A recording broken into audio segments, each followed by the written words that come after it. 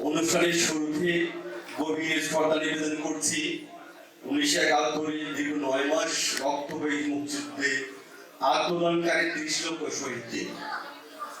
গভীর শ্রদ্ধা নিবেদন করছি 2 লক্ষ মা বোনকে, যাদের সংগ্রামের বিনিময়ে অর্জিত হয়েছে বীর বাঙালির বিজয়, স্বাধীনতা, স্বাধীন সার্বভৌম ভূখণ্ড বাংলাদেশ। কৃতজ্ঞ চিত্তে নিবেদন করছি স্বাধীনতার মহানায়ক জাতির জনক বঙ্গবন্ধু শেখ মুজিবুর রহমানকে। স্মরণ করছি মহান মুক্তিযুদ্ধের সকল সেক্টর কমান্ডার এবং মহান মুক্তিযুদ্ধে অবসরণীয়কারী ভূমিকা পালনকারী স্বাধীন বাংলা বেতার কেন্দ্রের সকল শিল্পী, কর্মকর্তা ও কলাকৌশলীদের। উপস্থিত সুধীমণ্ডলী, ফ্রান্সের প্যারিসে তথা বাংলাদেশ ও বহির্বিশ্বে বাংলা ভাষাভাষী সকলকে জানাই বিজয়ের রক্তিম শুভেচ্ছা। আজকে আমাদের সাথে আমি আছি দেবেশ বড়ুয়া। প্রিয় সুধীমণ্ডলী, আমরা প্রবাসে থাকলেও মনে প্রাণে আমরা বাঙালি। বাংলা শিল্প সংস্কৃতিকে ধারণ করি ও লালন করি। এখান থেকে আমরা গভীরভাবে উপলব্ধি করি বাংলার প্রকৃতিকে। সব মিলিয়ে ফ্রান্সের প্যারিসে আমরা যারা আছি, যারা এই মিলনায়তনে উপস্থিত আছি, আমার কাছে মনে হচ্ছে আজকে যেন একটু পুরো বাংলাদেশ। তাই চলুন সবাই জাতীয় সঙ্গীতের মাধ্যমে শুরু করছি আজকের এই মহান বিজয় দিবসের অনুষ্ঠান।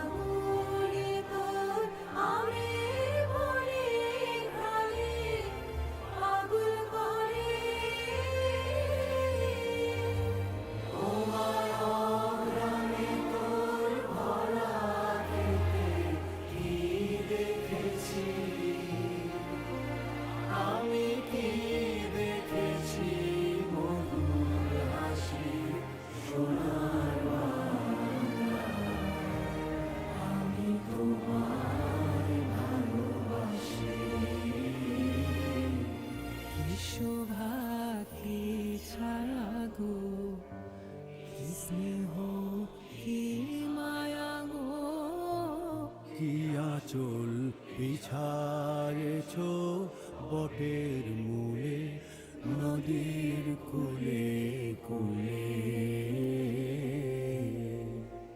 মা তোর মুখের বাণী আমার কানে লাগে সুধার মতো।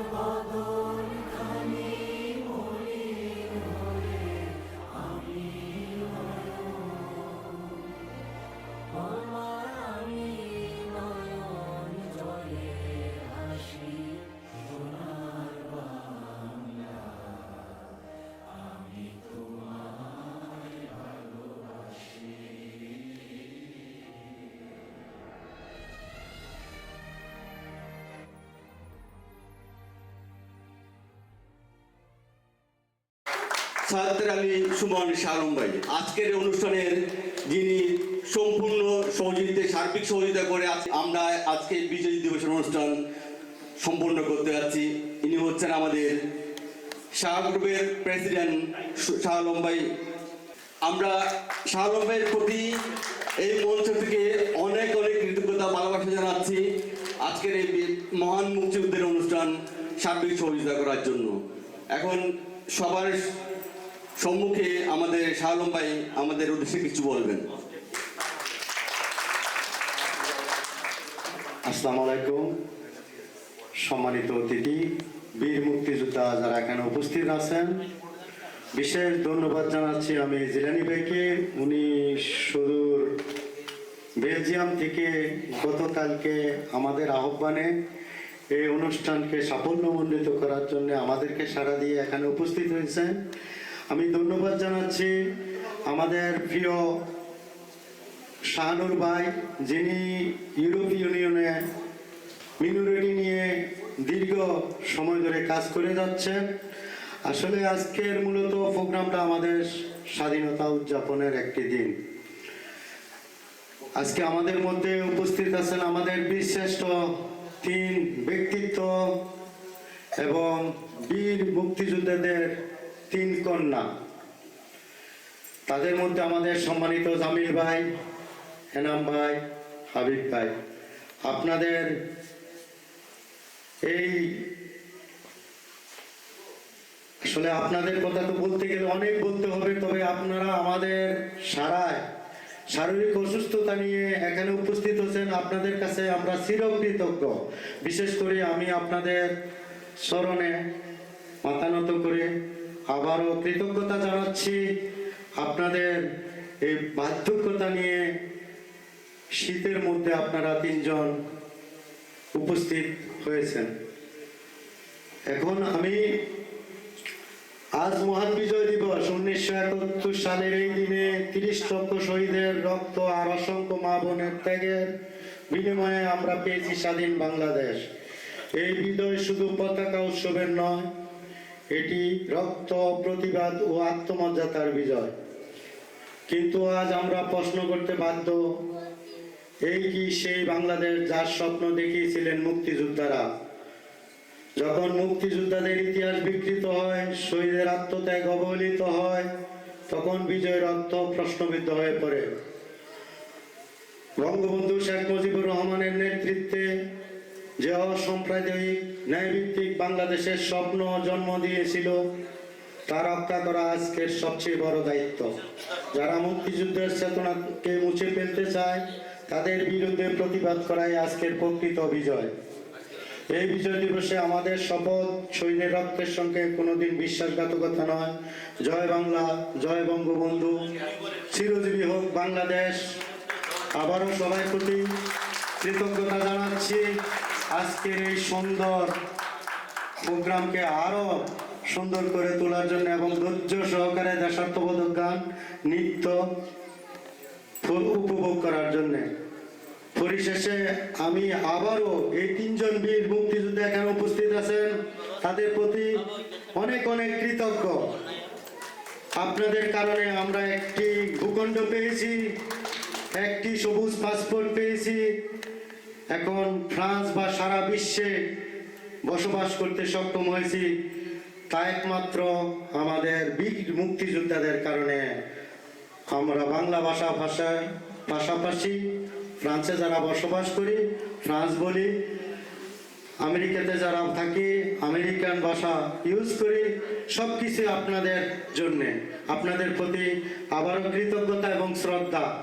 আমার সামনে 3 জন বীর মুক্তিযোদ্ধা, ওনাদের প্রতি আমার মাথা নত শিরোধার্য করে স্মরণ করছি, যারা আমাদের দেশের জন্য রক্ত দিয়েছেন, শহীদ হয়েছেন। ধন্যবাদ সবাইকে। আসসালামু আলাইকুম। যুদ্ধকে হেনস্থা করা হচ্ছে, মুক্তিযুদ্ধকে বিতর্কিত করা হচ্ছে, বঙ্গবন্ধুর ধানমন্ডির বাসভবন যখন গুড়ি দেওয়া হচ্ছে, টোটালি মুক্তিযুদ্ধের দেশকে একটা মুক্তিযুদ্ধের স্মৃতিচিহ্নকে মুছে ফেলার জন্য চেষ্টা করা হচ্ছে। সেই জায়গা থেকে দাঁড়িয়ে আমরা আজকে ফ্রান্সের রাজধানী প্যারিসে মুক্তিযুদ্ধের প্রোগ্রাম করছি, বঙ্গবন্ধুকে স্মরণ করছি। এসবই সম্ভব হয়েছে আমাদের এই শাহ আলম ভাইয়ের কল্যাণে। শাহ আলম ভাই যদি আমাদের সেই সহযোগিতা না করতো তাহলে হয়তো আমরা এই অনুষ্ঠানটা আমাদের সাথে উপস্থাপন করতে পারতাম না। আমি শাহ আলম ভাইয়ের দীর্ঘায়ু জীবন কামনা করি এবং ওনার জন্য অশেষ ভালোবাসা জানাচ্ছি। শাহ আলম ভাইয়ের জন্য আপনারাও দোয়া করবেন এবং সবাইকে অনুরোধ জানাচ্ছি শাহ আলম ভাইয়ের জন্য একটা হাততালি দিয়ে অভিনন্দন জানাচ্ছি। অভিনন্দন শাহ আলম ভাই।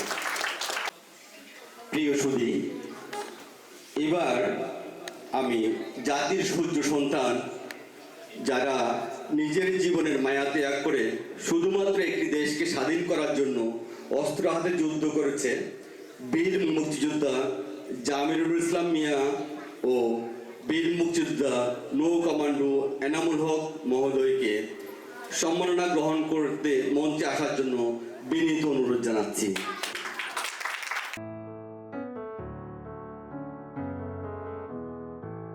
বীর মুক্তিযোদ্ধা জামিরুল ইসলাম মিয়া 1971 সালে তার বয়স মাত্র 23 বছর।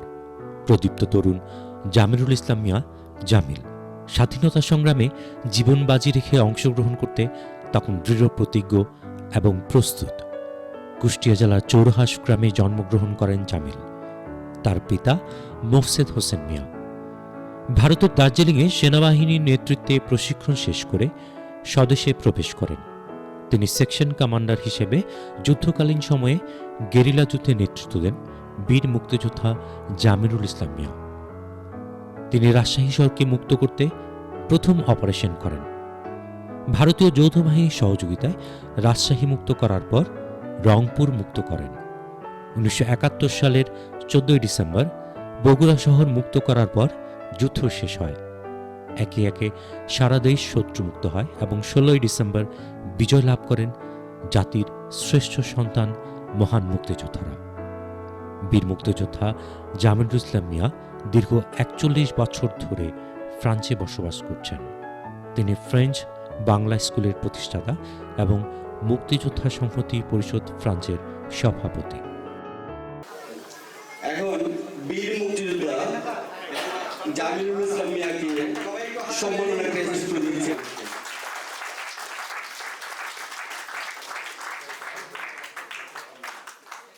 বীর মুক্তিযোদ্ধা নৌ কমান্ডো এনামুল হক মহোদয়কে সম্মাননা দিবেন।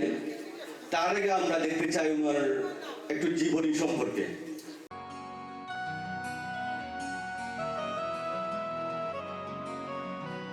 বীর মুক্তিযোদ্ধা মোহাম্মদ এনামুল হক ৭১-এর নৌ কমান্ডো বীর মুক্তিযোদ্ধা মোহাম্মদ এনামুল হকের জন্ম 1954 সালের 1 জানুয়ারি ঢাকায়। তিনি নরসিংদী জেলার রায়পুরার জয়নগর গ্রামের বজলুল হক এবং জাহেদা খাতুনের সন্তান। বাবা ছিলেন সরকারি কর্মকর্তা, মা গৃহিণী। স্কুল জীবন থেকেই এনামুল হক জড়িয়ে পড়েন ছাত্র রাজনীতিতে। চেতনার উন্মেষ ঘটতে না ঘটতেই সক্রিয় অংশ নেন নানা আন্দোলনে। 25শে মার্চের কালোরাত্রির ভয়াবহ অভিজ্ঞতার পর দেশকে হানাদার মুক্ত করতে ঝাঁপিয়ে পড়েন মুক্তিযুদ্ধে। জলপথে অন্তর্ঘাতমূলক অভিযানের নৌ কমান্ডো হিসেবে দেশের একাধিক অঞ্চলে ধ্বংস করেছেন পাকিস্তানি নিয়ন্ত্রণাধীন জাহাজসহ নানান স্থাপনা। মংলা বন্দরে অপারেশন জ্যাকপটের অন্যতম সদস্য ছিলেন তিনি। দেশ স্বাধীনের পর এনামুল হক ফিরে যান পড়ালেখায়। ঢাকা বিশ্ববিদ্যালয়ের ভূগোল বিভাগ থেকে অনার্স মাস্টার্স সাথে সাথে শিল্প সাধনার অংশ হিসেবে চিত্রণ ফিল্ম সোসাইটির প্রতিষ্ঠা লগ্নেই সম্পৃক্ত হন স্বচ্ছ চলচ্চিত্র আন্দোলনে। পরে বাংলা একাডেমির তত্ত্বাবধানে অধ্যাপক আব্দুল হাফিজের অধীনে ইউনেস্কোর প্রকল্প লোক ঐতিহ্য ও সংগ্রহ নিয়ে গবেষণা কাজে যুক্ত হন। 1986 সালে তিনি পিএইচডি ডিগ্রির জন্য গবেষণা শুরু করেন। তবে গবেষণা অসমাপ্ত রেখেই এনামুল ফ্রান্সে গিয়ে স্থায়ীভাবে বসবাস শুরু করেন। তিনি প্যারিস কমিউনিটির সামাজিক ও সাংস্কৃতিক কর্মকাণ্ডে বিশেষ অবদান রেখে চলেছেন। 30 বছরের অধিককাল ন্যায়, নিষ্ঠা, নীতি, একাগ্রতা ও সর্বোপরি সততার সঙ্গে কাজ করার স্বীকৃতি হিসেবে 2019 সালে ফরাসি সরকারের শ্রম মন্ত্রণালয়ের পদক পান। এনামুল 2020 সালে পেশা জীবনের ইতি টানেন বেসরকারি ব্যবসা প্রতিষ্ঠান থেকে। ব্যক্তিজীবনে এনামুল হকের স্ত্রী নিশাত ফাতেমা বাংলাদেশ টেলিভিশনের এক সময়ে স্থানীয় সংবাদ পাঠিকা। বর্তমানে এলিস সোসাইটির রিপ্রেজেন্টেটিভ হিসেবে প্যারিসে কর্মরত আছেন। কন্যা মৌরুশি তাসমিয়া হক ও পুত্র ওয়াইজেদুল হক স্বস্বক্ষেত্রে প্রতিষ্ঠিত। প্যারিসে অবসর জীবনে এনামুল বাংলাদেশের মহান মুক্তিযুদ্ধ নিয়ে আরও কিছু গবেষণাধর্মী পরিকল্পনা বাস্তবায়নে কাজ করে চলেছেন।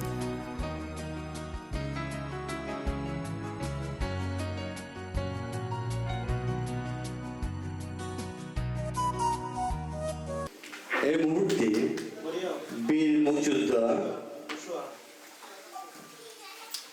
এনামুল হক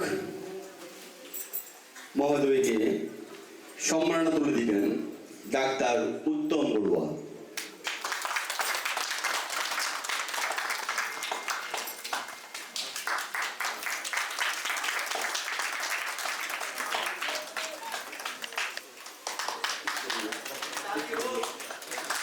আমাদের মাঝে তিনজন মুক্তিযোদ্ধা আমরা আজকের এই অনুষ্ঠানে পেয়েছি। আমরা মনে করি আজকের এই অনুষ্ঠান তাদেরই জন্য। সম্মানিত সুধীমণ্ডলী, আমাদের আরেকজন মুক্তিযোদ্ধা এখানে যুদ্ধাহত মুক্তিযোদ্ধা এখানে উপস্থিত আছেন, বীর মুক্তিযোদ্ধা হাবিবুর রহমান। উনাকে উত্তরীয় পরিয়ে দিচ্ছেন আজকের এই অনুষ্ঠানের প্রধান সহযোগী শাহ গ্রুপের প্রেসিডেন্ট সাত্তার আলী শালম সুমন ভাই।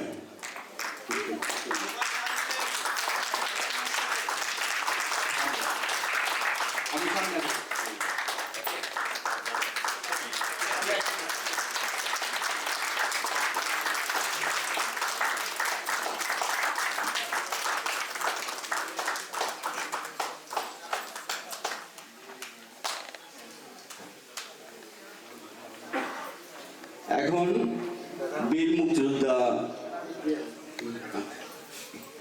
আমি 1 মিনিট। 1972-তে আমাদের এই বীর মুক্তিযোদ্ধা যিনি আমাদের মাঝে আজকে উপস্থিত আছেন, উনি আহত বীর মুক্তিযোদ্ধা হাবিবুর রহমান সাহেব। আমি আসলে সবার সাথে পরিচয়, আমরা অনেক পরে এখানে আসছি, তারপরে আমি বিশেষভাবে যোগাযোগ করার চেষ্টা করেছি। তো ওনার কাছে আমি শুনতে পেরেছি যে ওনারা 4 জন একসাথে এসেছেন, তার মধ্যে উনি এবং হ্যাঁ, আপনি একটু বলে দিয়ে প্লিজ। আমি তো আর সবাই পরিচয় জানি না, আমার সেই সৌভাগ্য হয় নাই আপনাদের সাথে যোগাযোগ করার। যে কোনো কারণে আপনার সাথে আমার আর আপনিও আমাকে কনফার্ম করেন যে আসবেন আর কি। ধন্যবাদ। এখন আমাদের শাহরুখ ভাইকে উত্তরে পড়িয়ে সম্মাননা জানানোর জন্য অনুরোধ জানাচ্ছি বীর মুক্তিযোদ্ধা জামিল ভাইকে।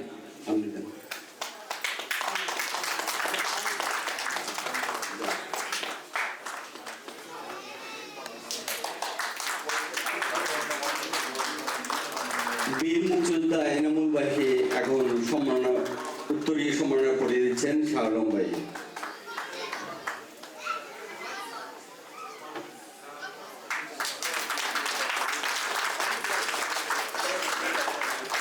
সম্মানিত সুধীমণ্ডলী, আমি শাহলম গ্রুপের শাহলম ভাইকে অনুরোধ জানাচ্ছি আমাদের আজকের অনুষ্ঠানের অন্যতম অতিথি, আমাদের ফ্রান্সে বাঙালিদের গর্ব ডাক্তার উত্তম বড়ুয়াকে বিশেষ সম্মাননা উত্তরীয় করে দেওয়ার জন্য।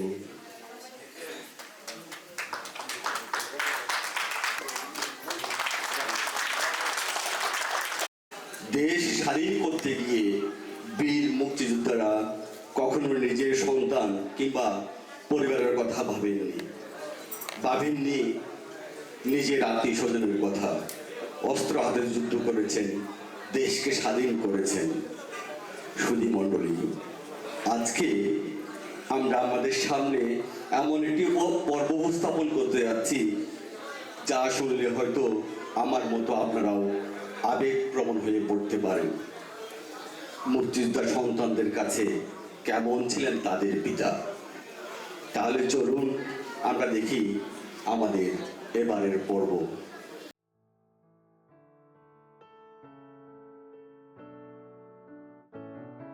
বীর মুক্তিযোদ্ধা বাগ্মেশ্বর বড়ুয়া। বাগ্মেশ্বর বড়ুয়া ছিলেন চট্টগ্রাম যুব বিদ্রোহের নেতা ও মহান বিপ্লবী মাস্টারদা সূর্য সেনের অনুসারী।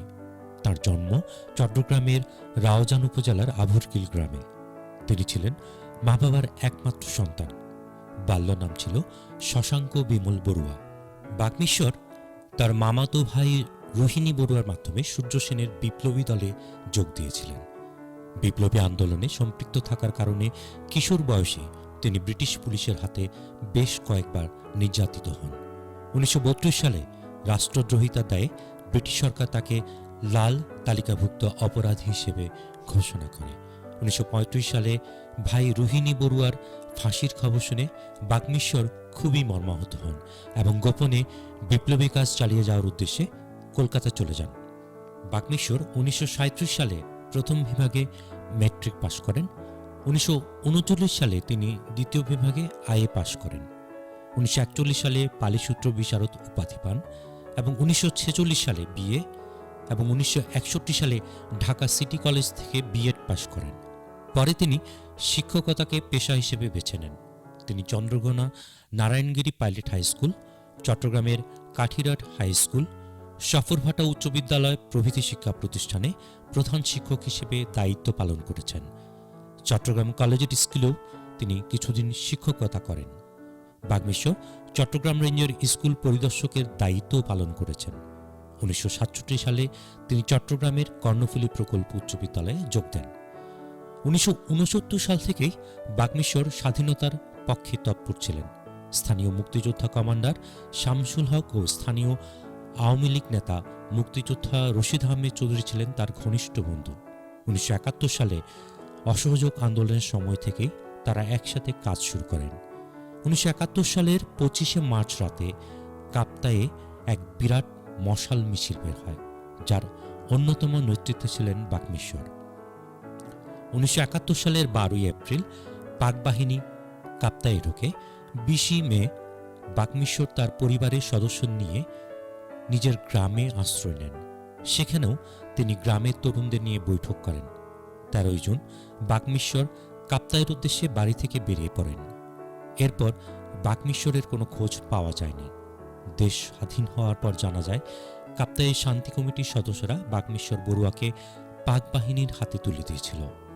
শহীদ বাগ্মিশ্বরের নামে কাপ্তাইতে একটি সড়কের নামকরণ করা হয়েছে।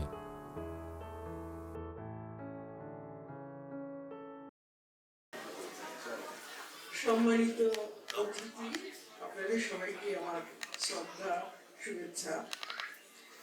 তো দেবেশ দেবু আমাকে খুব কঠিন একটা পরীক্ষা ফেলেছে। এটা খুব একটা ইমোশনের জায়গা আমার জন্য, বাবাকে নিয়ে বলা। তবু আমি খুব সংক্ষেপে চেষ্টা করবো কথা বলার। আসলে আমি তো তখন খুব ছোট ছিলাম, 5 বছরের শিশুর তো কিছু মনে থাকার কথা নয়। মার মুখে যতটুকু শুনেছি বা ওনার উপর যে ওনার সমসাময়িক যে যারা ছিলেন তারা লিখেছেন, ওটুকু পরে যতটুকু জেনেছি তার থেকে দুটুকু স্মৃতি হয়তো আপনাদের সাথে শেয়ার করবো। কারণ ওনাকে নিয়ে আমার তেমন স্মৃতি খুব মনে নেই। তবে শিশুদের কিছু সিলেক্টিভ মেমোরি থাকে, ওরকম কিছু মেমোরি আমার আছে, যেগুলো খুব কাছে হয়তো সেরকম কিছু স্মৃতির মধ্যে থেকে একটা আপনাদের সাথে শেয়ার করবো। তবে বাবার কথা আপনারা একটু দেখেছেন ক্লিপটাতে, যে উনি ছোটবেলা থেকে খুবই বিদ্রোহী মনোভাবের ছিলেন, বিপ্লবী চেতনার ছিলেন। আপনারা জানেন সবাই যে ভারতের ব্রিটিশ বিরোধী যে স্বাধীনতা আন্দোলন, সেখানে চট্টগ্রামের একটা বিশেষ ভূমিকা ছিল, বিশেষ করে মাস্টারদা সূর্য সেনের নেতৃত্বে। এবং আমার বাবা মাস্টারদা সূর্য সেনের কাছাকাছি আসতে পেরেছিলেন কারণ ওনার এক মামাতো ভাই রোহিণী বড়ুয়া, উনি রাউজানের খুব পরিচিত একজন বিপ্লবী। ওই জেনারেশনের ওরা হয়তো নাম শুনেছেন, এই জেনারেশনের কেউ শোনার কথা নয়। তো ওনার মামাতো ভাইয়ের বদৌলতে উনি 1929 সালের দিকে মাস্টারদা সূর্য সেনের কাছাকাছি আসেন এবং বিভিন্ন সমাবেশে উনি মাস্টারদা সূর্য সেনের, রোহিণী বড়ুয়া ওনাদের কথা শুনে, ওনার প্রায় 11 বছর বয়স ছিল, উনি বলেছিল যে আমিও তোমাদের সাথে কাজ করব স্বাধীনতার জন্য। ভারত তখন তো ভারত ছিল, ভারতের সাথে মানে ব্রিটিশ ইন্ডিয়া ছিল, ব্রিটিশ ইন্ডিয়ার স্বাধীনতার জন্য। তো অত ছোট ছেলেকে কি দায়িত্ব দেওয়া হবে, তবে মেম্বারশিপ দিয়েছিল। বাবা কাজ করতেন সংবাদ আদান প্রদানে, বিভিন্ন বিপ্লবীদের মাঝে চিঠিপত্র, বিভিন্ন ডকুমেন্টস পৌঁছে দিতেন। যেহেতু ছোট, সেই হিসেবে ব্রিটিশ পুলিশদের হাতে মানে ওনাকে খুব একটা খেয়াল করা হতো না, কিন্তু তারপরেও কিন্তু উনি কয়েকবার ধরা পড়েছিলেন, এবং আমরা শুনেছি যে ওনাকে একবার মানে শাস্তি হিসাবে মাঘ মাসের শীতের রাতে ওনাকে পুকুরে সাঁতার কাটিয়েছিলেন কথা বের করার জন্য, এবং আরেকবার ওনার মুখের নিচে সূচ ফুটিয়ে দেওয়া হয়েছিল কথা বের করার জন্য, কিন্তু ওনার থেকে কোনো কথা বের করা সম্ভব হয়নি। তো যা হোক, এটা এরকম আরো অনেক কথাই আছে, সব তো আর বলা যাবে না, সময় অল্প। তো বাবা শিক্ষকতা জীবনকে ব্যবসা হিসেবে বেছে নিয়েছিলেন, এবং চট্টগ্রামের অনেকগুলি স্কুলে উনি প্রধান শিক্ষকের দায়িত্ব পালন করার পরে 1968 উনি কাপ্তাই প্রজেক্ট হাই স্কুলের প্রধান শিক্ষক হিসেবে যোগ দেন, এবং 1969 যখন গণ আন্দোলনে ওনার ভূমিকাটা উল্লেখযোগ্য ছিল। উনি ওনার ছাত্রদেরকে নিয়ে বিভিন্ন সমাবেশ করেছিলেন, মিছিল, মশাল মিছিল, এগুলো অনেক করেছিলেন। এই জন্য যে আপনার লোকাল যে শান্তি কমিটি ছিল বা লোকাল যে অপোজিশন গ্রুপটা ছিল, ওদের রোষানলে উনি করেছিলেন। তো সংক্ষেপে বলার জন্য বলি যে কাপ্তাইতে 12 এপ্রিল 26শে মার্চ তো নিরীহ বাঙালিদের উপর পাকিস্তানের আক্রমণ মাধ্যমে আমাদের যুদ্ধ শুরু হয়, স্বাধীনতা সবাই জানেন। 12 এপ্রিল কাপ্তাইতে পাকিস্তানের আর্মিরা ঢুকে পড়ে। তো 20 মে আমার বাবা আমাদেরকে নিয়ে পুরো ফ্যামিলি গ্রামে চলে যাই আমরা নিরাপত্তার জন্য। তো আমার কিছু যুদ্ধের ঘটনা মনে আছে, এর মধ্যে জাস্ট একটা আপনাদের সাথে শেয়ার করি। সেটা হচ্ছে বাবা আসলে আমরা 20 মে গ্রামের বাড়িতে যাই, 13 জুনে উনি আবার কাপ্তাই চলে আসেন, তবে খুব অল্প সময় উনি গ্রামে ছিলেন। ওই পিরিয়ডটা তো উনি গ্রামের সব ইয়াং ছেলেদের কিন্তু ইউনাইট করেছিলেন, ওনাদেরকে যেভাবে উদ্বুদ্ধ করা যায় ওই কাজটা উনি করেছিলেন। আমার স্মৃতিতে মনে আছে যে সবার শুনতাম যে মিলিটারি আসছে, এবং আমার ইমিডিয়েট যে ছোট ভাইটা ও তখন অল্প হাঁটতো, বাবা ওকে করে নিয়ে দৌড়ি নদীর পাড়ে চলে যেত। নদীর পাড়ে অনেক ঝাউ গাছ ছিল, ওখানে আড়ালে লুকিয়ে থাকতো। মিলিটারিরা বাসায় এসে দেখে সার্চ করতো, ইয়াং মেয়ে থাকতো কিনা ওরা একটা দেখতো, ইয়াং ছেলে থাকলে ধরে নিয়ে যেত। তারপরে আবার কয়েক ঘন্টা পরে যখন চলে যেত, আমি দেখতাম বাবা আমার ছোট ভাইটা গিয়ে ফিরছে, খারাপ পায়ে কাদা। এটা আমার মেমোরিতে ছিল। তারপরে জিজ্ঞেস করছি ব্যাপারটা কি ছিল, আমার একটু ফ্ল্যাশব্যাকের মতো আমার মনে হতো। মা বলেছিল যে এটা এরকম হতো যখন মিলিটারি আসতো, তখন ইয়াং ছেলেরা বা বাবারা পালিয়ে যেত। যেহেতু 2 সপ্তাহের মতো ছিলেন গ্রামে, তারপরে তো 13 জুন উনি বলেন যে না আমার কাপ্তাই ফিরে যেতে হবে, আমার স্টুডেন্টরা কি করছে, ওরা কি করছে আমাকে দেখতে হবে। তো উনি 13 জুন কাপ্তাই চলে আসলেন। কাপ্তাই চলে আসার পরে উনি সকালে এসে বিকেলে ফিরছিলেন। আমরা কিন্তু পরে শুনেছি যে ওনাকে যখন উনি কাপ্তাই বাসে করে জাস্ট প্রজেক্টের গেট দিয়ে বেরিয়ে যাচ্ছিলেন, তখনই 2জন পাকিস্তানি সোলজার বাসে উঠে বলে যে উর্দুতে জিজ্ঞেস করেছিল যে বাগেশ্বর বাবা কে আছে এখানে। স্বাভাবিকভাবে বাবাকে দেখিয়ে দিচ্ছিল, বাবা তখন ওকে নামিয়ে নিয়ে যায় বাস থেকে। তারপরে আমরা আর কোনো খবর পাইনি বাবা। পরে জানতে পেরেছি যে বাবাকে যে একটা ওয়ার্ডা বিল্ডিং ছিল, ওখানে ওনাকে 3 দিন রাখা হয়েছিল, সাথে আরো অনেকেই ছিল বাঙালি। যে বাবুর্চিটা খাবার দিত, ওই বাবুর্চির মুখে ওনাকে যে নির্যাতন করা হয়েছিল, টর্চারের কথা আমরা শুনেছি। পরে 3 দিন পরে ওনাকে চোখ বন্ধ করে বের করে নিয়ে যাওয়া হয়। তারপরে আমরা কোনো খবর পাইনি। কয়েক বছর আগে আমি শুনেছি যে কাপ্তাইতে নাকি একটা গণকবর আবিষ্কৃত হয়েছে, একটা গণকবরের সন্ধান পাওয়া গিয়েছে।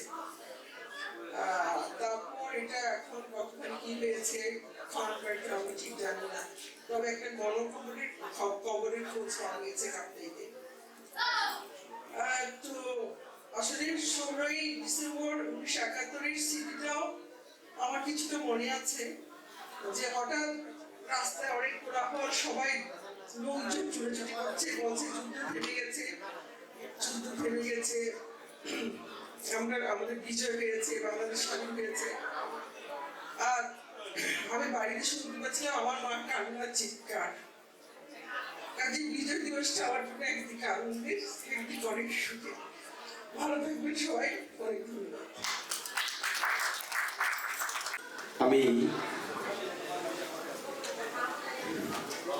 অবনত মস্তকে শ্রদ্ধা জানাই দেশের শ্রেষ্ঠ বীর মুক্তিযোদ্ধাদের, যাদের রক্তের বিনিময়ে অর্জিত হয়েছে আমার স্বাধীন ভূখণ্ড বাংলাদেশ।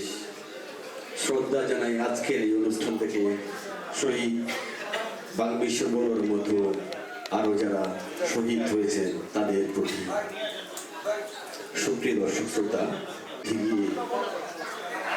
কত লক্ষ লক্ষ লোক শহীদ হয়েছিল ৭১ মুক্তিযুদ্ধে, কত লক্ষ লক্ষ মা বন্ধু শক্তি হয়েছিল,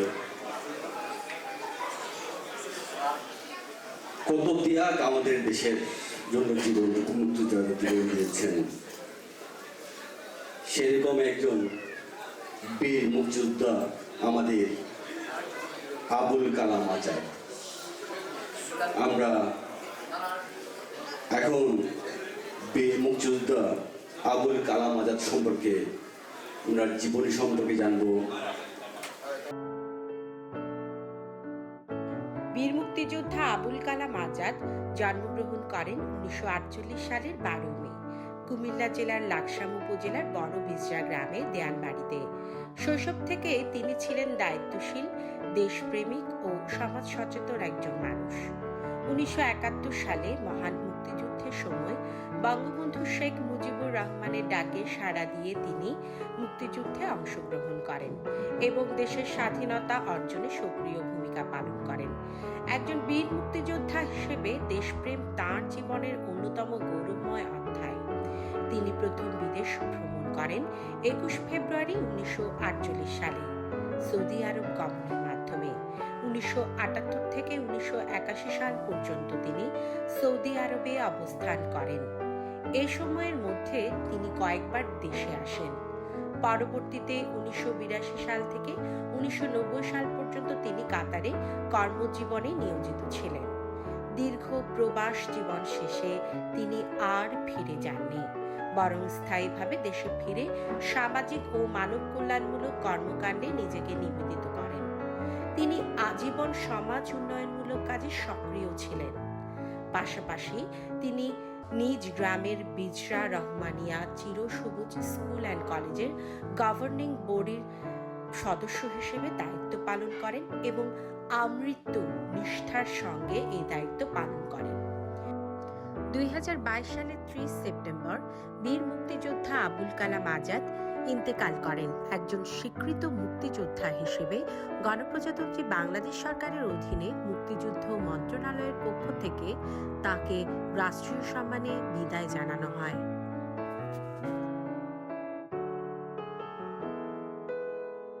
কালাম আজাদ সাহেবের সুযোগ্য সন্তান শাহ গ্রুপের অন্যতম কর্ণধার মিসেস ফাতেমা খাতুন আমাদের মাঝে উপস্থিত আছেন। আমি বিনীতভাবে অনুরোধ জানাচ্ছি আবুল কালাম আজাদ সাহেবের কন্যা ফাতেমা খাতুনকে ওনার বাবা সম্পর্কে স্মৃতি জানান করার জন্য।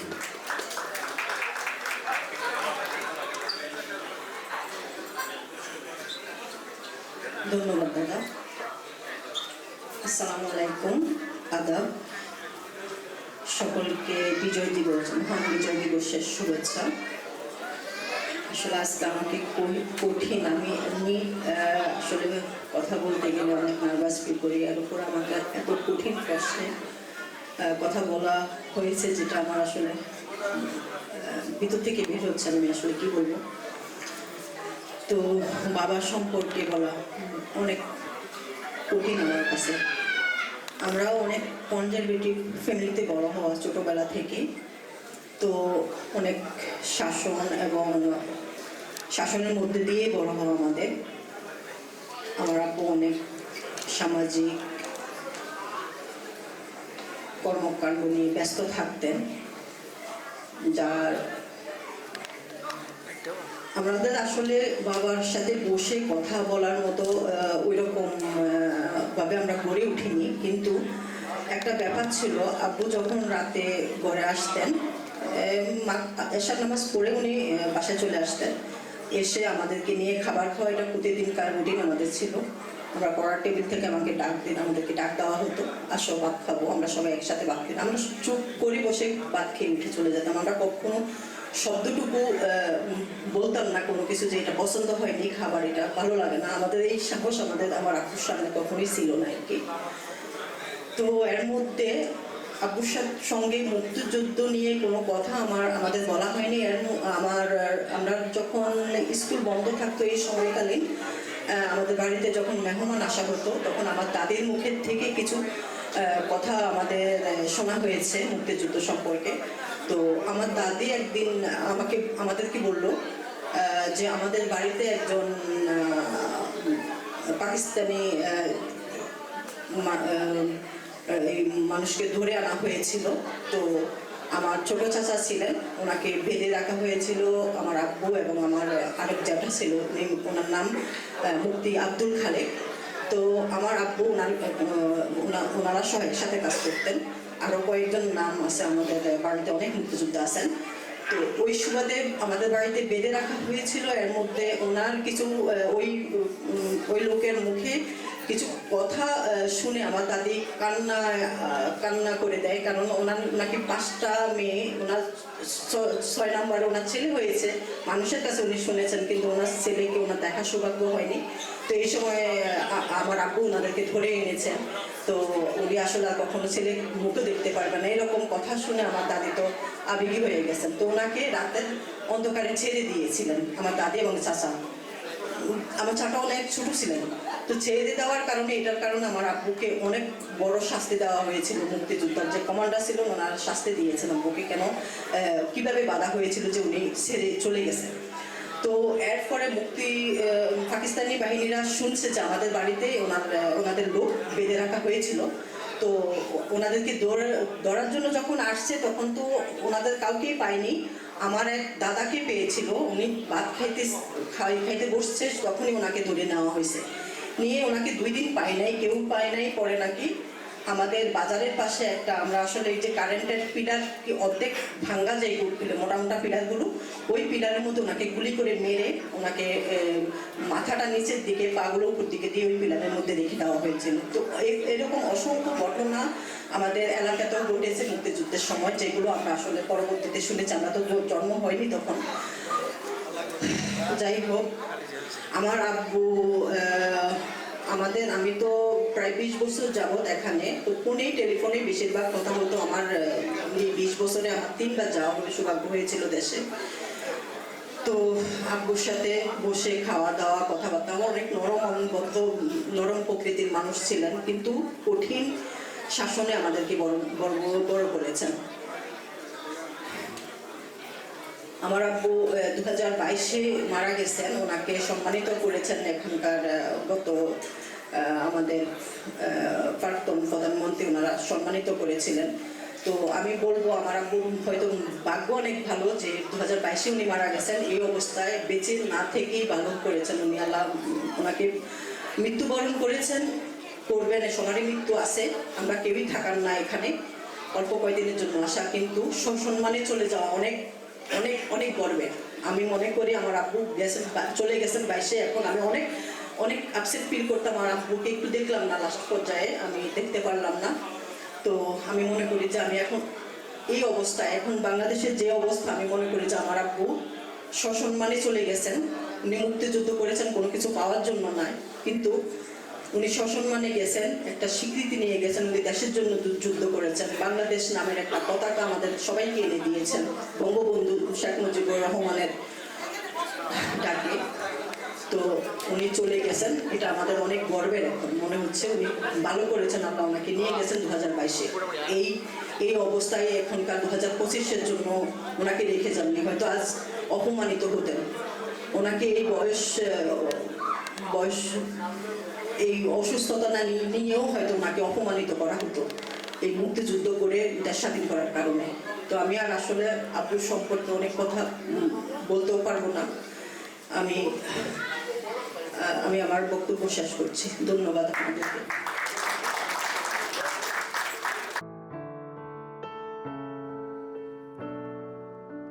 মুক্তিযোদ্ধা শিলাব্রত তালুকদার 1944 সালের 28 জানুয়ারি শুক্রবার চট্টগ্রামের এক সম্ভ্রান্ত বৌদ্ধ পরিবারে জন্মগ্রহণ করেন। পিতা মতিলাল তালুকদার এবং মাতা ছিলেন অনিমা চৌধুরী। শিক্ষা জীবনে 1970 সালে চট্টগ্রাম বিশ্ববিদ্যালয় থেকে ম্যানেজমেন্ট বিষয়ে মাস্টার্স ডিগ্রি অর্জন করেন তিনি। শিলাব্রত তালুকদার 1971 সালে বঙ্গবন্ধুর ডাকে সাড়া দিয়ে চট্টগ্রাম এলাকায় সরাসরি মুক্তিযুদ্ধে অংশগ্রহণ করেন। তিনি ছিলেন ন্যাপ কমিউনিস্ট পার্টি ছাত্র ইউনিয়ন গঠিত বিশেষ গেরিলা বাহিনীর সদস্য। দেশমাতৃকার জন্য সক্রিয়ভাবে যুদ্ধে অংশগ্রহণ করে গুরুত্বপূর্ণ অবদান রাখেন। ব্যক্তিজীবনে তিনি 1974 সালে চট্টগ্রামের রাউজান উপজেলার পশ্চিম গহিরা গ্রাম নিবাসী রত্না রানী বড়ুয়ার সঙ্গে বিবাহ বন্ধনে আবদ্ধ হন। শিলাব্রত তালুকদারের কর্মজীবনে সততা ও পরিশ্রমের পরিচয় দেন। তিনি 1984 সালে ক্লিয়ারিং অ্যান্ড ফরওয়ার্ডিং ব্যবসা শুরু করেন এবং সফলতার সাথে তা পরিচালনা করেন। তিনি 2023 সালের 25 সেপ্টেম্বর ইহলোক ত্যাগ করেন। একজন স্বীকৃত মুক্তিযোদ্ধা হিসেবে গণপ্রজাতন্ত্রী বাংলাদেশ সরকারের অধীনে মুক্তিযুদ্ধ মন্ত্রণালয়ের পক্ষ থেকে নিজ পিতৃভূমি পটিয়া উপজেলার চরকানাই গ্রামে তাঁকে রাষ্ট্রীয় সম্মানে বিদায় জানানো হয়।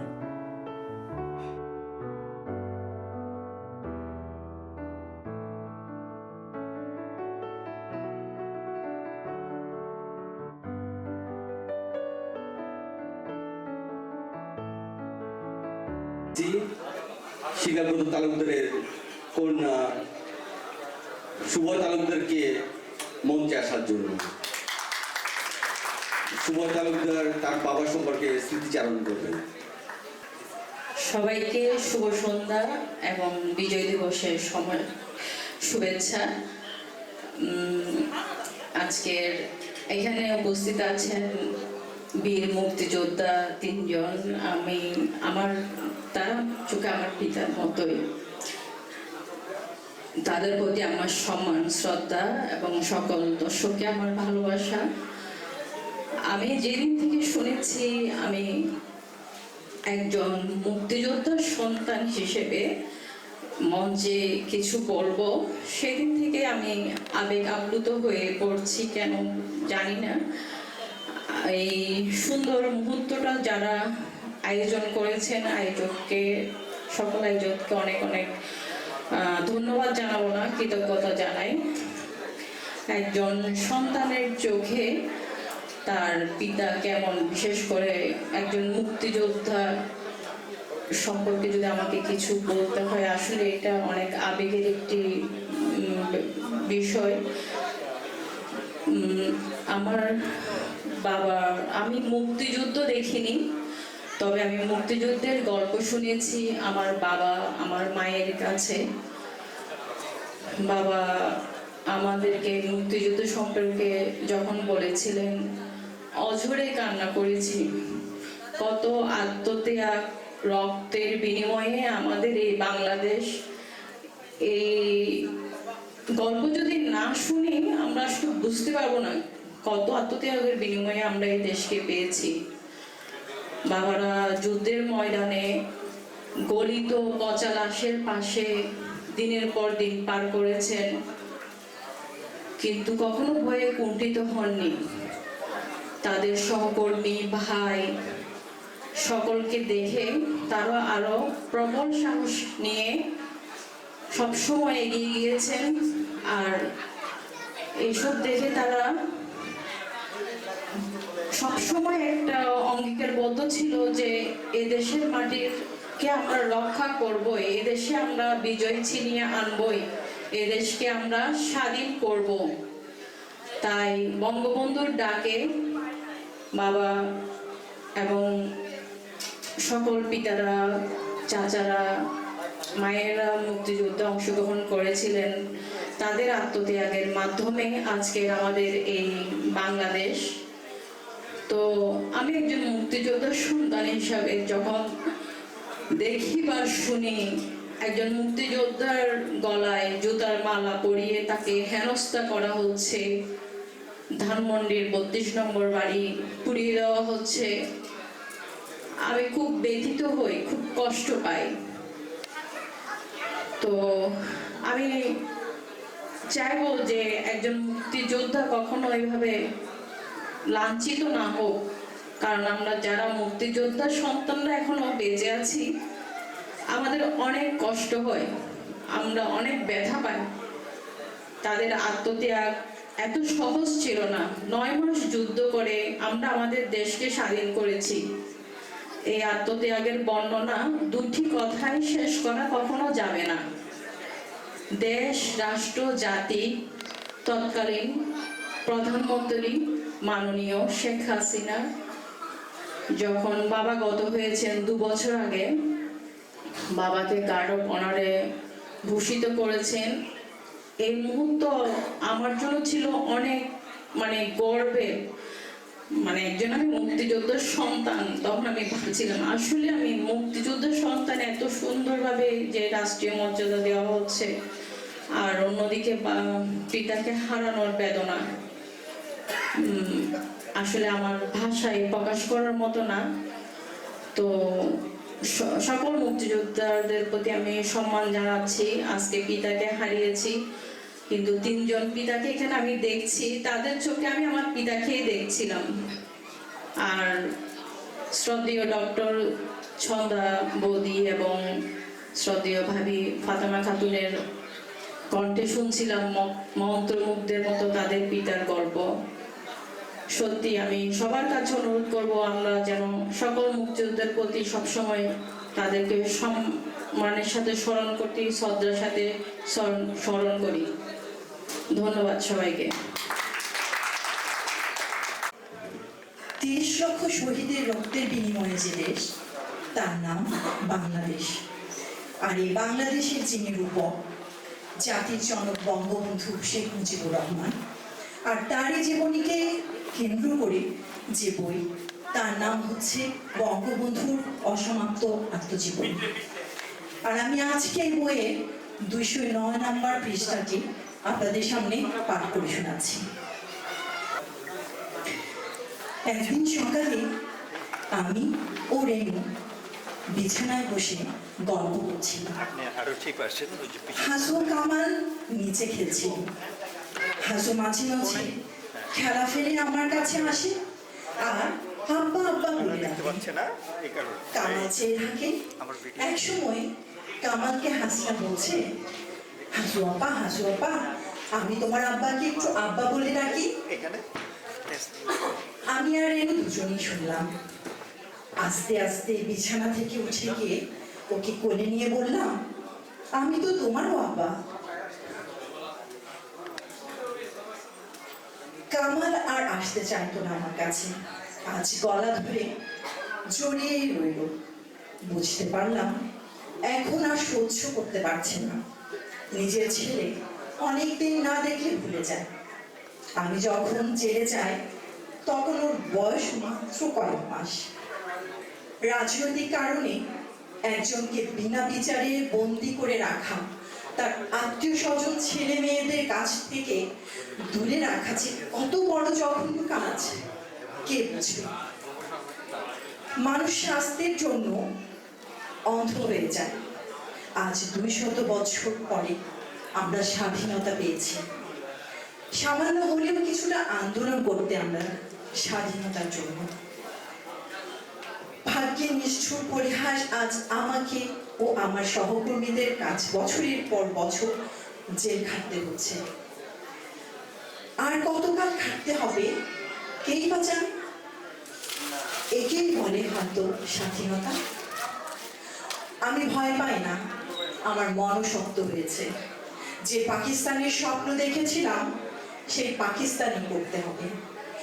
মনে মনে প্রতিজ্ঞা করলাম, গোপালগঞ্জ মহকুমার যে কেউ আসে তার এক প্রশ্ন, সকলের মুখে একই প্রশ্ন, আপনাকে কেন জেলে যেতে হয়? আপনি তো আমাদের পাকিস্তানের কথা শুনিয়েছিলেন। আবার বলে, কত কথা বলেছিলাম, পাকিস্তান হলে কত উন্নতি হবে, জনগণের সুখ থাকবে, অত্যাচার জুলুম থাকবে না। চাউলের দাম কত বেড়ে গেছে, কি উত্তর দিব আমি? এরা সাধারণ মানুষ, কি করে এদের বোঝাবো? গ্রামের অনেক মাতব্য শ্রেণীর লোক আছেন যারা বিচক্ষণ ও বুদ্ধিমান। স্বাধীনতা তো আমাদেরই দেশ, পাকিস্তান তো আমাদেরই দেশ। যাদের হাতে ইংরেজ ক্ষমতা দিয়ে গেছে তাদের জনগণের স্বার্থে সে নিজের স্বার্থই বেশি দেখছে। পাকিস্তান কি করে করতে হবে, জনগণের কি করে উন্নতি করা যাবে সেদিকে ক্ষমতাসীনদের খেয়ালই নেই। যারা শাসন করছে, যারা জনগণের আপনজন। খবর নিয়ে জানতে পারলাম 21শে ফেব্রুয়ারি গুলি হওয়ার খবর বাতাসের সাথে সাথে গ্রামে গ্রামে পৌঁছে গেছে। ছোট থেকে ছোট হাট বাজার পর্যন্ত হরতাল হয়েছে। মানুষ বুঝতে আরম্ভ করেছে যে বিশাল একটি গোষ্ঠী বাঙালিদের মুখের ভাষা কেড়ে নিতে চায়। ভরসা হলো আর দমাতে পারবে না। বাংলা ভাষাকে রাষ্ট্রনাগরিক বানিয়ে এই আন্দোলনকে দেশের লোক সাড়া দিয়েছে ও এগিয়ে এসেছে। ধন্যবাদ সবাইকে, ধন্যবাদ। আবারও সকলকে বিজয়ের মাসের শুভেচ্ছা জানিয়ে শেষ করছি। ধন্যবাদ। রাঙামাটি আসনের সাবেক সংসদ সদস্য ফিরোজা বেগমের কন্যা তামান্না শারমিন আনোয়ার এতক্ষণ আপনাদের মাঝে বঙ্গবন্ধুর সব কার্যরত জীবনের থেকে পাঠ করে শোনাবেন। সবার প্রতি অনেক অনেক ধন্যবাদ কৃতজ্ঞতা জানাচ্ছি। আমাদের প্রথম পর্ব এখানে সমাপ্ত ঘোষণা করলাম। সবাইকে ধন্যবাদ।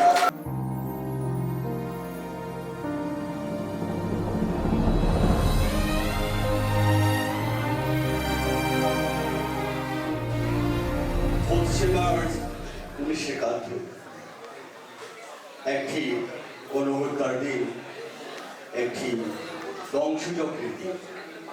বিপন্ন মানবতার বিরুদ্ধে দানবের হিংস্র আস্ফালনের দিন। মধ্যরাতে আকাশে বাতাসে সুতীব্র বিভীষিকার সশব্দ বিস্ফোরণ, পুরো দেশ প্রকম্পিত এবং অকস্মাৎ স্তম্ভিত। বাংলার মানুষ হঠাৎ এই ব্যাপক ও বিপদ সাগর্ষী গণহত্যায় হয়ে পড়ে আতঙ্কিত, স্তব্ধ, খোঁজে নিরাপদ আশ্রয়। আর সেই রাতে 26শে মার্চের প্রথম প্রহরে গ্রেপ্তার হন বাঙালির অভিসম্পাদিত নেতা, জাতির জনক বঙ্গবন্ধু শেখ মুজিবুর রহমান।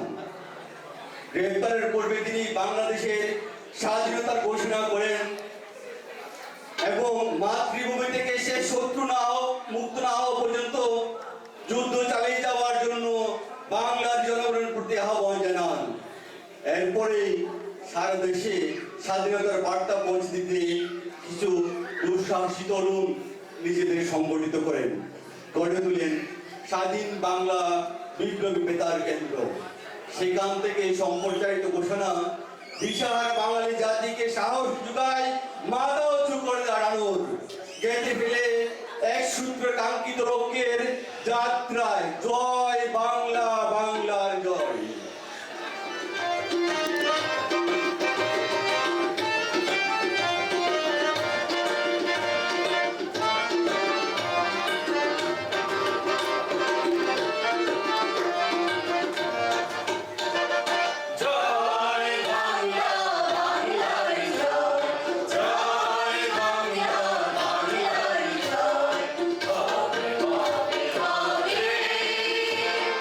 Bobby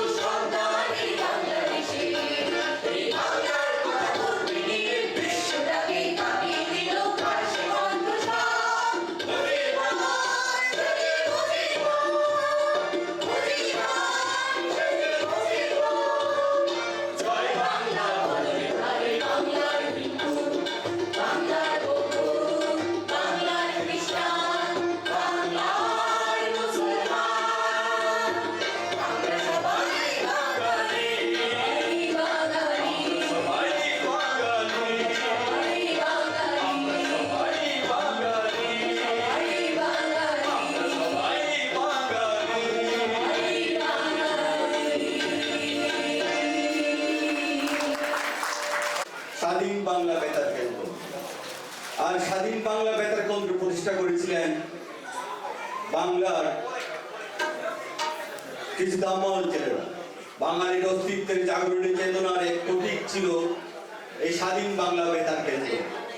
বুলেটিন, দেশাত্মবোধক গান, চরমপত্র, নাটিকা, রম্য কতিকা সহ নানা অনুষ্ঠান সম্প্রচারের মধ্য দিয়ে ৭১-এর যুদ্ধকালীন সময়ে এই বেতার কেন্দ্রের প্রশাসনিক কর্মকর্তা, শিল্পী ও কলাকৌশলীবৃন্দ মুক্তির চেতনায় মুক্তিযোদ্ধা ও দেশবাসীকে নিরন্তর অনুপ্রাণিত করে। তীর হারাই ঢেউয়ের সাগর।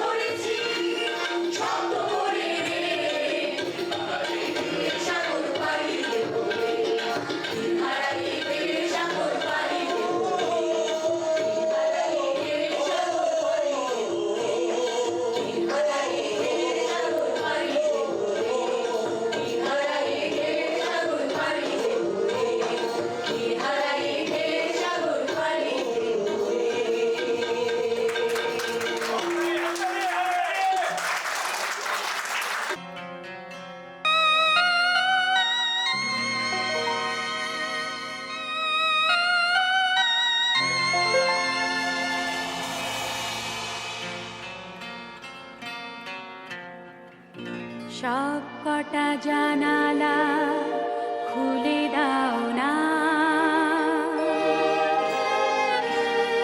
আমি গাইব গাইব বিজয়েরই গান। ওরা আসবে চুপি চুপি, যারা এই দেশটাকে ভালোবেসে দিয়ে গেছে প্রাণ। সব কটা জানালা খুলে দাও না,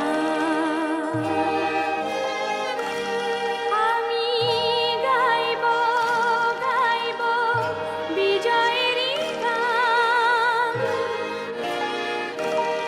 ওরা আসবে চুপি চুপি, যারা এই দেশটাকে ভালোবেসে দিয়ে গেছে প্রাণ। সব কটা জানালা খুলে দাও না।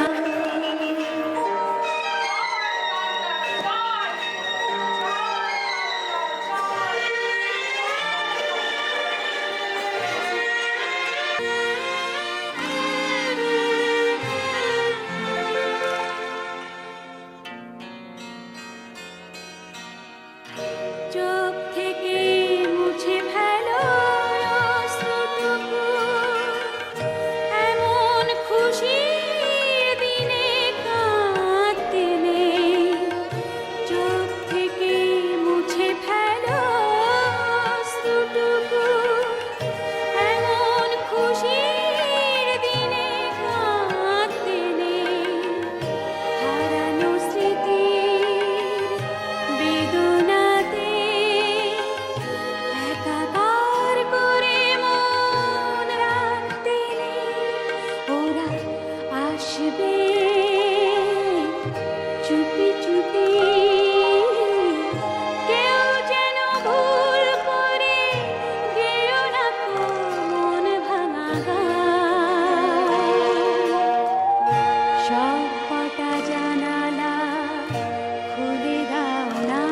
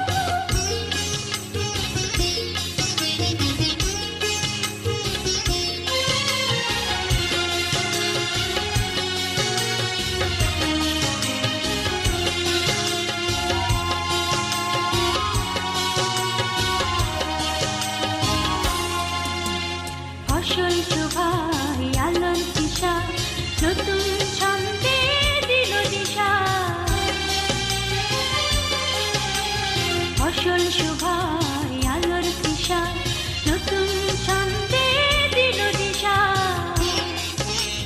প্রতি মনে চেতনার জোয়ার জাগে, প্রতিদিন তোমায় দেখি সূর্য রাগে, প্রতিদিন তোমার কথা হৃদয় জাগে।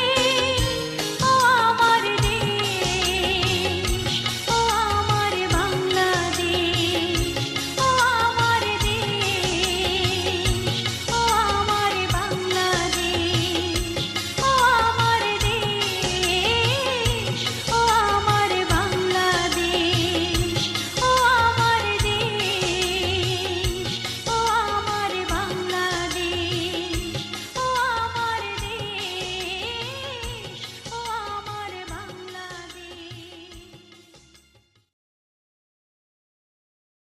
সবাইকে বিজয় দিবসের শুভেচ্ছা। একটি খোকা কবি নুরুল ইসলাম মঞ্জু। একটি খোকা, একটি নেতা, একটি ইতিহাস, একটি দেশে আনন্দ বয়ে শান্তি সুখের বাস। একটি নদী কত বেশি বিশ্বটাকে করলো দেখতে মানুষটাই। একটি নদীর বুকে ছিল দেশসেবা তার নাম, সেই নদীটার জন্য যেটা ঝরল গায়ে। শেষ বিকালে ঝরল জীবন, হায় রে পরিতাপ, লঘু মুখের হায় নাতেই দিচ্ছি অভিশাপ। সেই নেতাকে জানো তুমি, যিনি মুজিবর, তার সুরভি তাজিমাকে টানব জীবন ভর।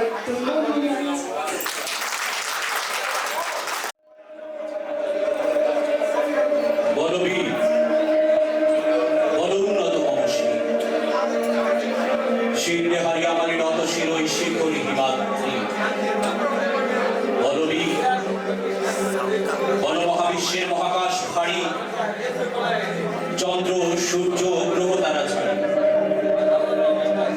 লোক গোলক ভেদিয়া, খোদার আসন আরশ ছেদিয়া, উঠিয়াছে চির বিস্ময় আমি বিশ্ববিধাত্রী। অমলরানী রুদ্র ভগবান জলে রাজ রাজটিকা দীপ্ত জয়শ্রী। বলবীর, আমি চির উন্নতশীল, আমি চির দুর্দম দুর্বিনীত নৃশংস। মহাপ্রলয়ের আমি নটরাজ, আমি সাইক্লোন, আমি ধ্বংস, আমি মহাভয়, আমি অভিশাপ বৃদ্ধি, আমি দুর্বার, আমি ভেঙে করি সব চুরমার। আমি অনিয়ম শৃঙ্খল, আমি দলে যাই যত বন্ধন, তত নিয়ম কানুন শৃঙ্খল। আমি মানি না কখনো আইন, আমি ভরাতরি করে ভরা ডুবি, আমি টর্পেডো, আমি ভীম ভাসমান মাছ।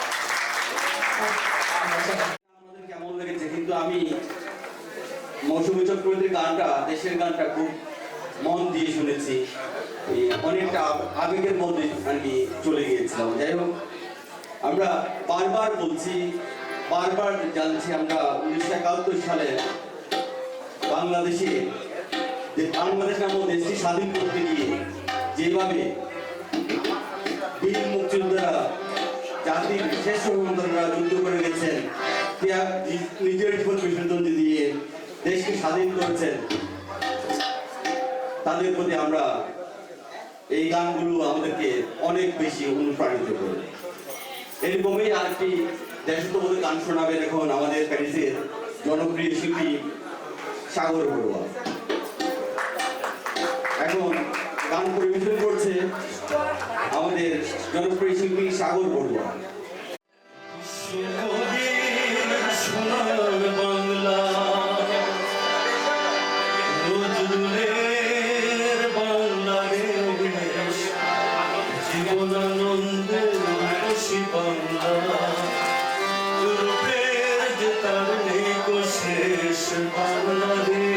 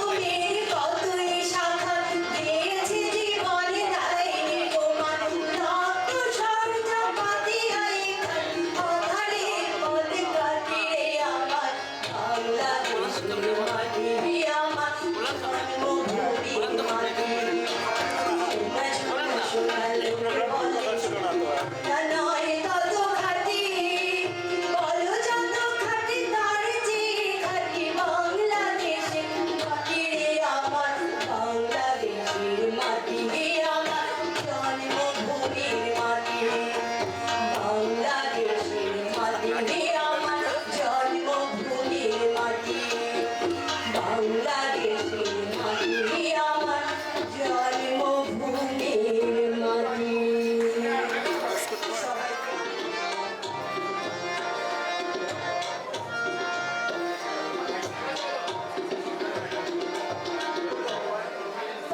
যেতে দিন আমার ছোট্ট সোনার গায়ে, একবার যেতে দিন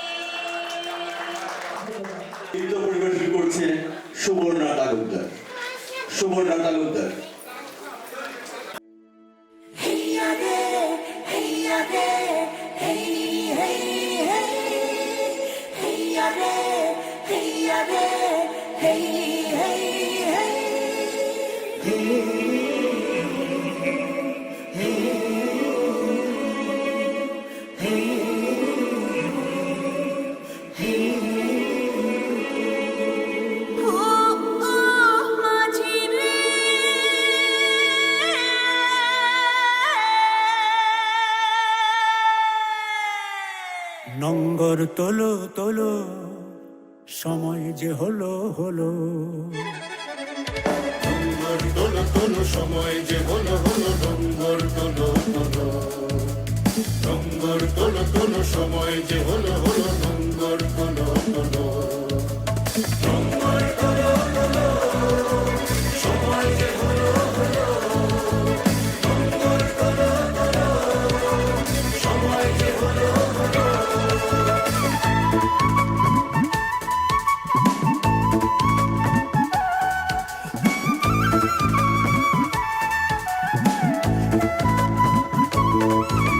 আমার বুকে নৌকা এবার জোরে ভাসিয়ে দাও। শক্ত মুঠির বাঁধনে বাঁধনে বজ্র বাঁধিয়া নাও বজ্র বাঁধিয়া নাও বজ্র বাঁধিয়া নাও বজ্র বাঁধিয়া নাও বজ্র বাঁধিয়া নাও সম্মুখে এবার বৃষ্টি তোমার সম্মুখে এবার বৃষ্টি তোমার পেছনের কথা বলো পেছনের কথা বলো নঙ্গর তোলো তোলো সময় যে হলো হলো নঙ্গর তোলো তোলো নঙ্গর তোলো তোলো সময় যে হলো হলো নঙ্গর তোলো তোলো নঙ্গর তোলো তোলো সময় যে হলো হলো নঙ্গর তোলো তোলো সময় যে হলো হলো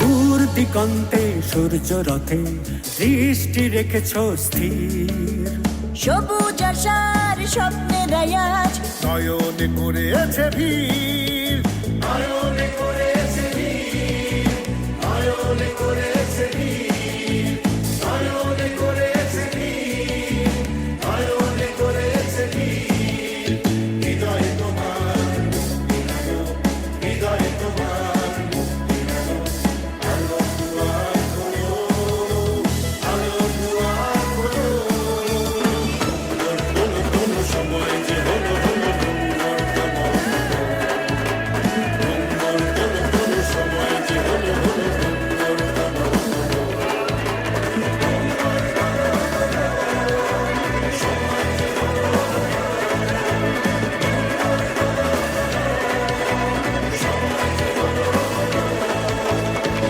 নঙ্গর তোলো তোলো সময় যে হলো হলো নঙ্গর তোলো তোলো নঙ্গর তোলো তোলো সময় যে হলো হলো নঙ্গর তোলো তোলো এই সকল প্রেরণা জাগানো গানগুলো বেঁচে থাকুক প্রজন্ম থেকে প্রজন্মে। ৭১-এর কণ্ঠযোদ্ধাদের প্রতি রইল বিনম্র শ্রদ্ধা। শেষ প্রান্তে চলে এসেছি। এখন আমরা একটু দেশাত্মবোধের নাচের মাধ্যমে আজকের এই বিজয় দিবসের অনুষ্ঠান আমরা সমাপ্তি করতে চাই। তার আগে আমি এই পুরো অনুষ্ঠানটি করতে গিয়ে যাদের সহযোগিতা পেয়েছি তাদেরকে জানাতে চাই বিশেষ কৃতজ্ঞতা এবং ভালোবাসা। এবং আজকে যারা এখানে উপস্থিত হয়েছেন বিশেষ জাতির শ্রেষ্ঠ সন্তান বীর মুক্তিযোদ্ধা সহ যারা উপস্থিত হয়েছেন সবার প্রতি জানাচ্ছি আমরা অসংখ্য অসংখ্য ভালোবাসা, শ্রদ্ধা এবং কৃতজ্ঞতা। আমার ব্যক্তিগত বেশি বলবো এবং আমাদের আজকের স্পন্সর অনুষ্ঠানের সামবের পক্ষ থেকে জানাচ্ছি আপনাদের প্রতি অগণিত ভালোবাসা এবং শ্রদ্ধা। এবারে অনুষ্ঠানের সর্বশেষ পরিবেশনা আমাদের বিশিষ্ট নৃত্যশিল্পী দেবশ্রী চ্যাটার্জির দেশাত্মবোধের গানের মাধ্যমে আমাদের সর্বশেষ পরিবেশনা যাচ্ছি। কোন দেশেতে চলতে গেলেই দলতে হয় রে দুর্বা কোমল, কোথায় ফলে সোনার ফসল, সোনার কমল ফোটে রে, সে আমাদের বাংলাদেশ, আমাদেরই বাংলা রে। কোথায় ডাকে দোয়েল শ্যামা, ফিঙে গাছে গাছে নাচে, কোথায় জলে মরাল চলে, মরালি তার পাছে পাছে, বাবুই কোথা বাসা বনে, চাতক বাড়ি যাচে রে। সে আমাদের বাংলাদেশ, আমাদেরই বাংলা রে। কোন ভাষা মরমে পশি, আকুল করি তোলে প্রাণ। কোথায় গেলে শুনতে পাবো বাউল সুরে মধুর গান। চণ্ডীদাসের, রামপ্রসাদের কণ্ঠ কোথায় বাজে রে। সে আমাদের বাংলাদেশ, আমাদেরই বাংলা রে। কোন দেশের দুর্দশায় মোরা সবার অধিক পাইরে দুঃখ। কোন দেশের গৌরবের কথায় বেড়ে ওঠে মোদের বুক। মোদের পিতৃ পিতামহের চরণধুলি কোথায় রে। সে আমাদের বাংলাদেশ, আমাদেরই বাংলা রে।